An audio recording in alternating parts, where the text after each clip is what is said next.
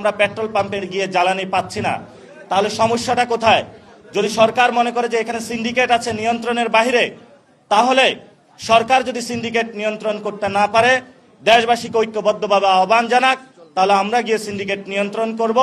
আমরা আশা করি যে সরকার জনগণের সামনে এই বিষয়গুলো খোলাসা করবে, যাতে জনগণ দেশের এই ক্রান্তিকাল মুহূর্তে, এটা শুধু বাংলাদেশ না, বৈশ্বিক ব্যবস্থা একটি পরিস্থিতির মধ্যে দিয়ে যাচ্ছে, যে ইমার্জেন্সি ক্রাইসিসগুলো, জ্বালানি সংকট রয়েছে, ইনশাল্লাহ আমরা আশা করি ঐক্যবদ্ধভাবে মোকাবেলা করতে পারবো। সাথে সাথে বিভিন্ন জায়গায় এসএসসি পরীক্ষার্থীরা আমাদেরকে ফোন দিচ্ছে যে লোডশেডিংয়ের কারণে তারা পড়াশোনা করতে পারছে না, তাদের পড়াশোনা ব্যাহত হচ্ছে, পরীক্ষার জীবনযাত্রা ব্যাহত হচ্ছে। এবং মার্কেটগুলোতে দেখেছি আমরা যে আমাদের অর্থনৈতিক ব্যবস্থা হচ্ছে, জনগণের নাবিশ্বাস উঠছে, দ্রব্যমূল্যের দাম বাড়ছে। সেই জায়গায় আমরা এটাও চুপিসারে শুনতে পাচ্ছি সরকার মুদ্রাস্ফীতি নিয়ন্ত্রণ করা তো দূরের কথা, সেখানে শুনলাম আমরা নাকি বাংলাদেশ ব্যাংক থেকে হলো গোপনে গোপনে সরকার নোট ছাপাচ্ছে। তো সরকার যদি ফাইন্যান্সিয়াল ফিসকাল পলিসি থেকে যেটা আসতেছে আগামী অর্থ বছর, এই সময়ে যদি এটা নিয়ন্ত্রণ করতে না পারে, দেশের সংকটগুলো যদি নিয়ন্ত্রণ না করতে পারে, গণতান্ত্রিক পরিবেশ বাংলাদেশের ক্যাম্পাসগুলোকে নিশ্চিত করতে না পারে, তাহলে অবশ্যই সরকারকে জবাবদিহিতার জায়গায় অবশ্যই আসতে হবে। এই জন্য মাননীয় প্রধানমন্ত্রীকে আমরা বলবো, আপনার মুখ খোলা শুরু করুন। আমরা আপনার কাছে জবাবদিহিতা চাই। আপনি যে কাজটি করেছেন, অ্যাকশনের আমরা রেজাল্ট দেখতে চাই।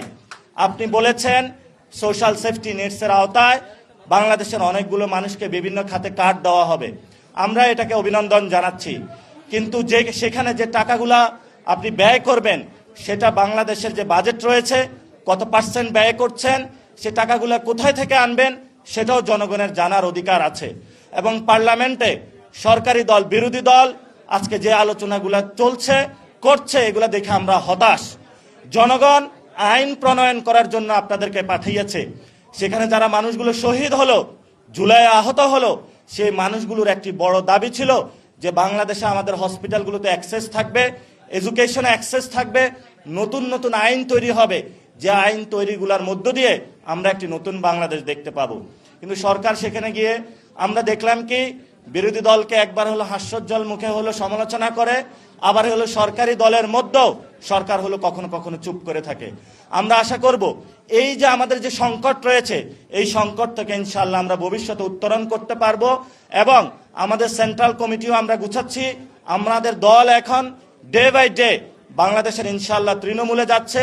আমরা আমাদের ফরেন ডেলিগেশনগুলো ঠিক করতেছি, যাতে ইন্টারন্যাশনাল এরিনা থেকে শুরু করে যত ক্রাইসিসগুলো রয়েছে, আমাদের গণতান্ত্রিক প্রক্রিয়ার উত্তরণের ক্ষেত্রে আমরা যাতে ঐক্যবদ্ধভাবে জাতীয় নাগরিক পার্টির নেতৃত্বে নিশ্চিত করতে পারি, সেই ব্যবস্থা ইনশাআল্লাহ আমরা বাংলাদেশের মানুষকে ফেরত দেব। বেগম খালেদা জিয়ার যারা সন্তান রয়েছে, বেগম খালেদা জিয়ার অনুসারী দাবি করে, ভুয়া অনুসারী দাবি করে, যারা গণতান্ত্রিক প্রক্রিয়াকে বিনষ্ট করার জন্য বাংলাদেশে নতুন করে ষড়যন্ত্র করছে, আমরা তাদেরকে বলবো, অতীত স্মরণ করুন যেদিন আপনি রাজপথে গুলি খেয়েছিলেন, অতীত স্মরণ করুন যেদিন আপনি গুম হয়েছিলেন। আশা করি আপনাদের বোধোদয় হবে। সে আহ্বান আপনাদের কাছে রেখে আজকে যারা যোগ দিয়েছে, ঐক্যবদ্ধভাবে ইনশাআল্লাহ আমরা বাংলাদেশ গঠন করব।